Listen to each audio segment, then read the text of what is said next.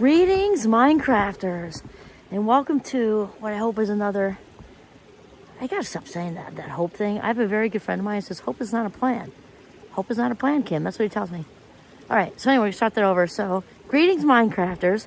It is my intention that this will be a very interesting Minecraft episode for you. And I'm out here in the woods, which you know is my favorite. My favorite is snow, because I'm a total winter person. Here comes little G. He's got his nose all full of snow, and I'm a total skier, which is what I'll be doing tomorrow morning. Absolutely. And so I also love this. Before we get going, I just got to show you how pretty that is. Oh my God. I love when there's like snow art and ice art and the little marshmallow. Like it makes like little marshmallows. Here's more on this side. Look, it's just it's so serene and peaceful. Okay, so anyway, this just had me thinking. This is super spontaneous right now because it's the holiday season and there's so much good about the holidays. And there's just a lot of pro-social behaviors, we would say, people doing nice things for other people. There's a lot of warmth and kindness all over the place, not to mention the great food, the wine, all the, I guess desserts fall into the food category, but I think it feels kind of separate. And you feel like you're also the license to eat dessert first, which hopefully you do feel like that every day because, you never know it could be your last one, you know what I mean?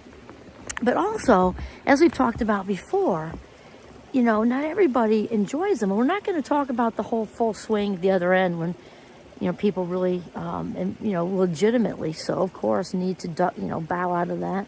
I'm going to talk about, just the middle. It can be the middle, which is just, because it can happen. People can hurt each other's feelings, right? But that's actually what I'm going to take that back.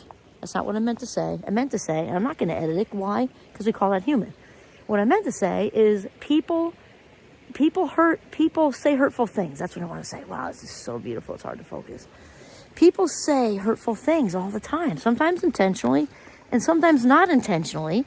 And it slips out for whatever reason. We're hungry, angry, sick, tired, kind of like 2-year-olds, right? And so here's the thing is that just because people are saying hurtful things doesn't mean we need to be hurt.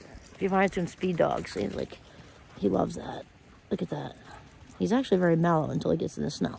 Anyway, so here's the thing is we don't have to allow ourselves to be hurt.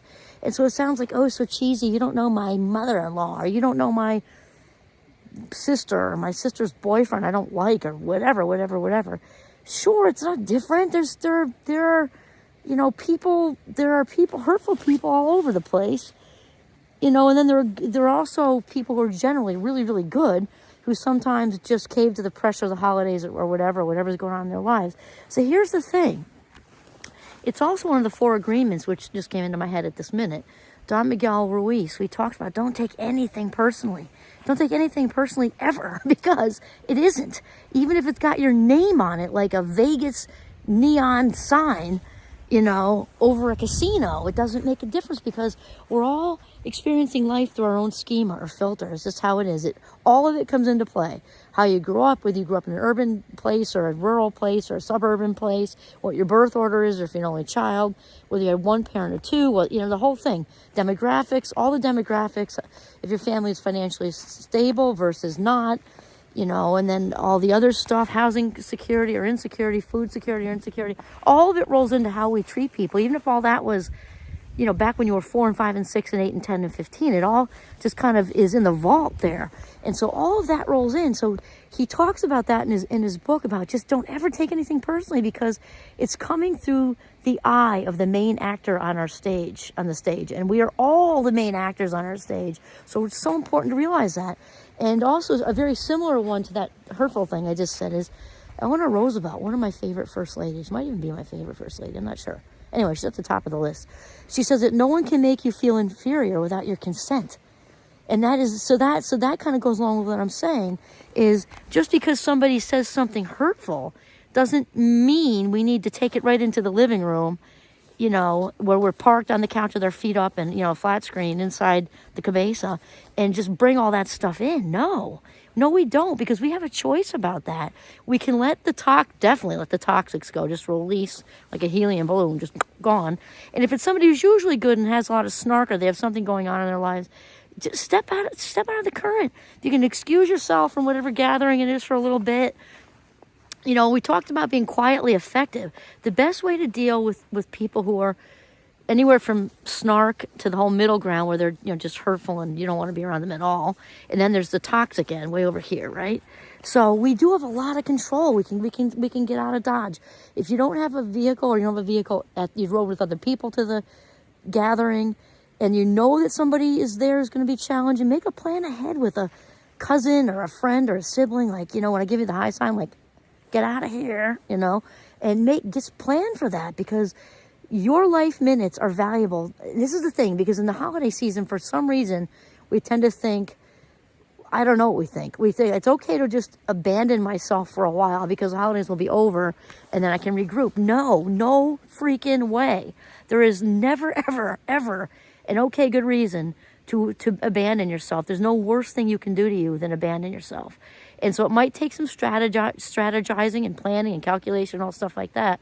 But you got to sort of do damage control. It doesn't mean it's going to be perfect. That's a word I really try to delete from my vocabulary. The reason I just said it now is because I'm hoping you delete it out of yours too, and don't have those expectations. If you know that the holidays are going to be a little challenging, just go in knowing that, and do the best you can. Set the bar, do your best. That's something we can always do, is set the bar, do our best. We can always reach that goal, because we can move it up, down, you know, like whatever.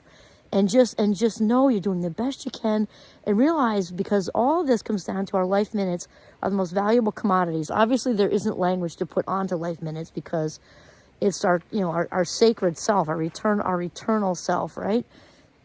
And the life minutes are while we're on this earth, and there's nothing more valuable, nothing more precious. And so the life minutes matter today. It's not just all just get, kind of survive Christmas Eve or survive Hanukkah Day 3, or, no, hopefully surviving and living are not the same thing.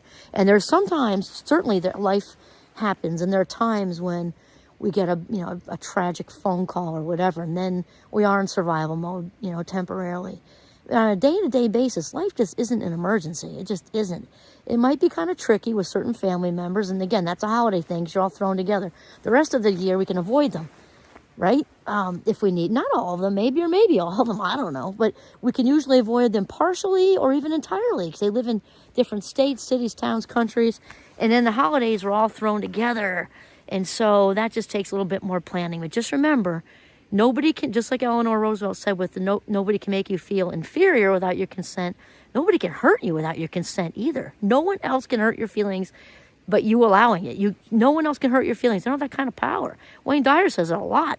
Nobody else can hurt your feelings. Your feelings belong to you. So how can they? That's ridiculous to even say that. So it's important to bring whatever need for approval that's out here back in here. Okay. Remember, nobody can hurt your feelings. Not during the holidays, and not ever. And it goes back to that the Wizard of Oz witch there. I love that. I use that a few times in these videos. The good witch, right, of the North. She says, "You have no power here." You don't have to go announcing that, or you can, depending on the context, but you know it. What you say is to toxic 1, 2, and 3, or just the nudgers. Maybe you really like them usually, but not on that day. You have no power here. Force field. I got a love field going on around me, a love field and a self-acceptance field, and I value myself, and my authentic orb is around me, and you have no power here. That's it. This is Kimberly Quinn signing off from the gorgeous winter wonderland in northern Vermont. Have a mindful day.